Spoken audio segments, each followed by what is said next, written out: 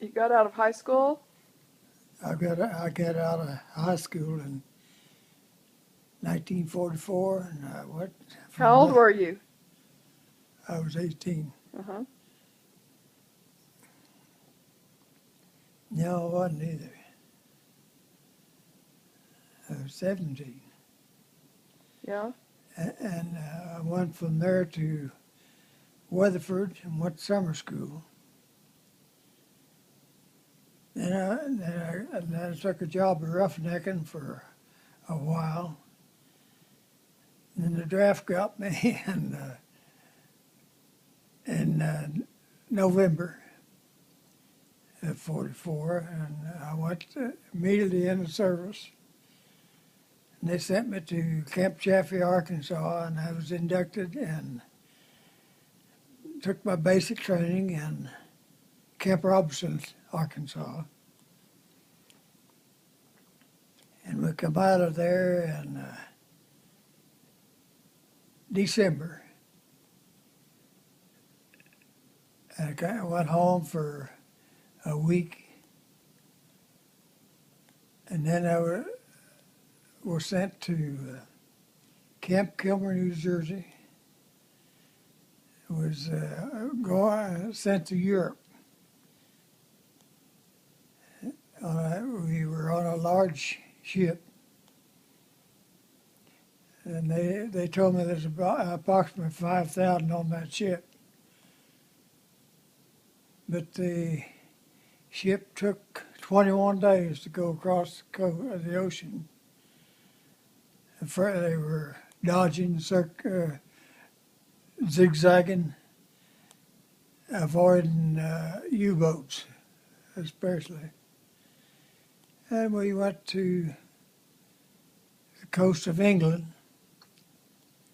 and we could see the white cliffs of Dover, and we from there went to Le Havre, France, and disembarked,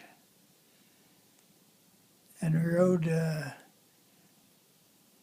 cattle train. Was on the train 5 days and 4 nights, I think it was. And I was sent. Well, they designated 2 out of that whole group to the MPs, and I was one of them. And then from there, I was sent to an outpost near Pilsen, Czechoslovakia.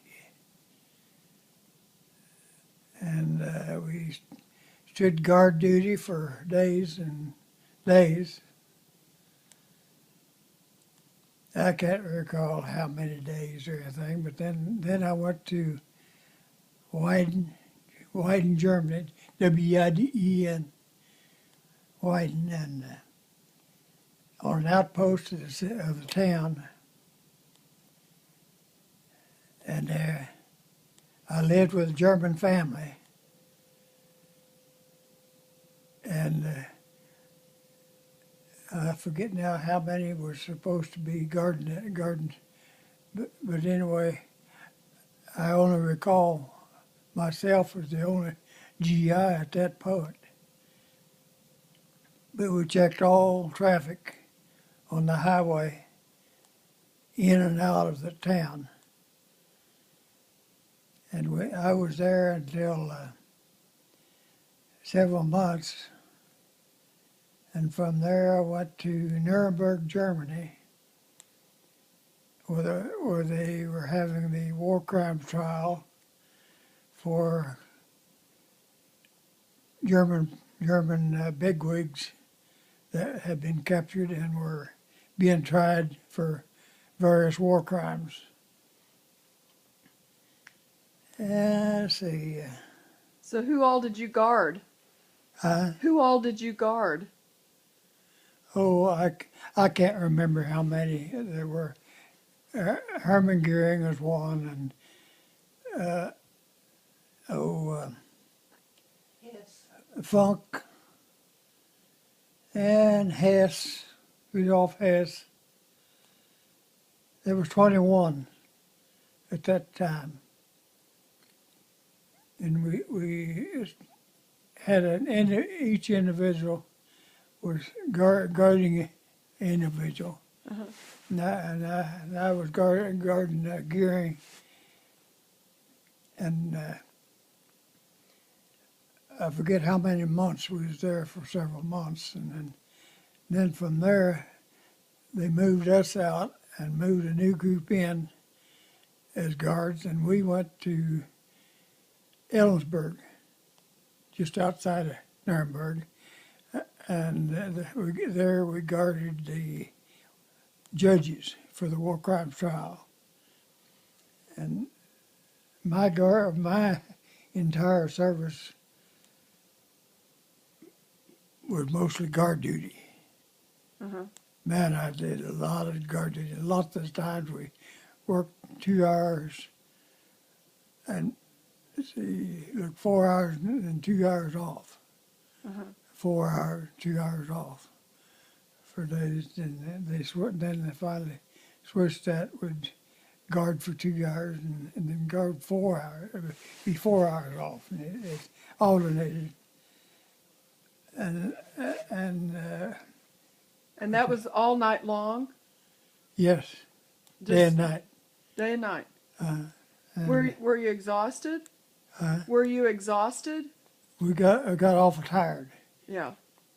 but Well, go back to Gearing because you were guarding him until the day that he killed no, himself? I was on the way home in 1946, and just after I left, I heard somebody say on the Victory ship that we were coming home on that he had committed suicide. Uh-huh.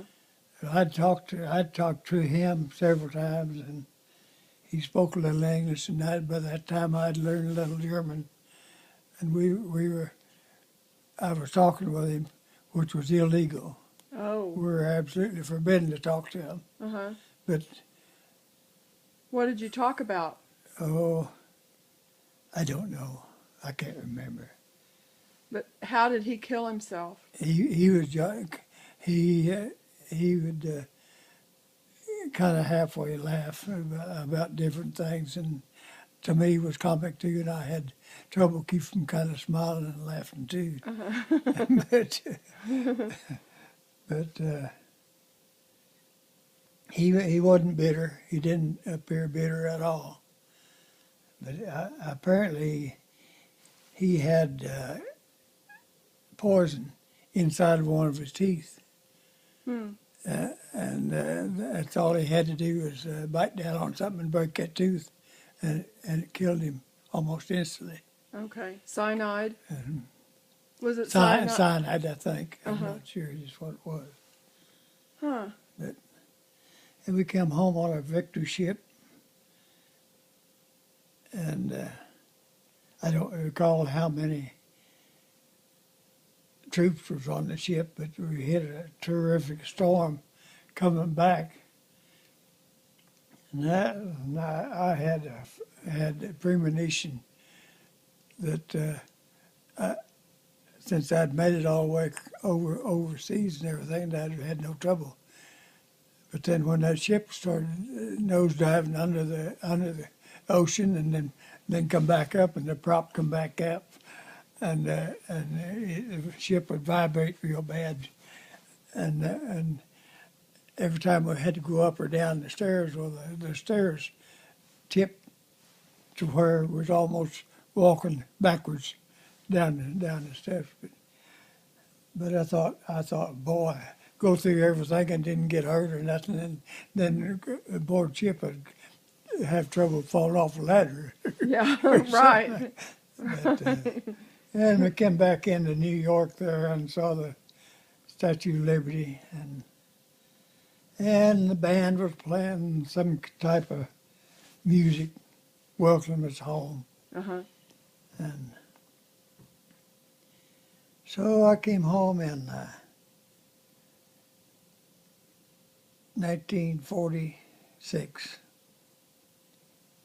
And I got home, there was almost nothing, no work, couldn't find a job. So I stayed around home there for 10, 12 days and went to Tinker Field and re-enlisted in the Air Force that time. Uh-huh. And that was for a 3-year period. So that made me 50. When that was over, I had about 58 months in service. But I went to Panama and was there for a good while. But I was still guarding in MP, and I was patrol at night patrol in Oklahoma City on the streets, checking all bars.